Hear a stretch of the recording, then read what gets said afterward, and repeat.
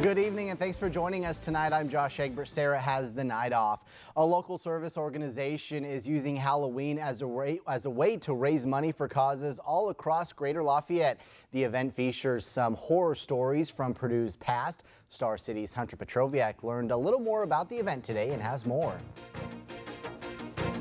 Horror stories will come back to life tonight from Purdue's past. The second annual History of Horror Tour is taking place. Megan Dale with United Way of Purdue says it's a family-friendly event, telling the tales of things like fires, train wrecks, and plane crashes dating back to the 1800s. So kind of different than what you get maybe from Evil on Erie, where it's scary and people are in costume jumping out at you. This is more of a historical tour. And so once you go to each of the places, you will have someone there in costume with a lantern, and they're just more of a storyteller.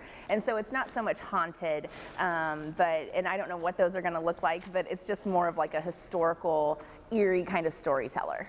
The tour costs $5, but that $5 goes a long way. Money raised will go to help Purdue's United Way goal of $785,000. That in turn helps throughout Greater Lafayette. So we provide health care, financial stability to 21 different agencies in the Greater Lafayette community. And so our monies that we raise through this goes to agencies like Food Finders, transitional housing, and a variety of other agencies that we help. Dale says the tour isn't meant to prove that the campus is haunted, but rather geared towards teaching you things about the Purdue campus you didn't know before. I took a bus tour not too long ago of Purdue, and there are so many fun things around campus that I didn't even know about.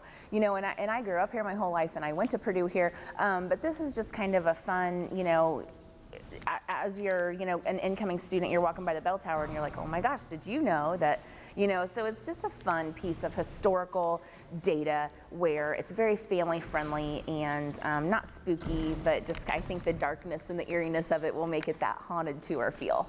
Hunter Petroviak, Star City News. Tours run from 7 until midnight tonight and start at the Stewart Center. Important to note that this is a cash only when you go to pay. And Chief Meteorologist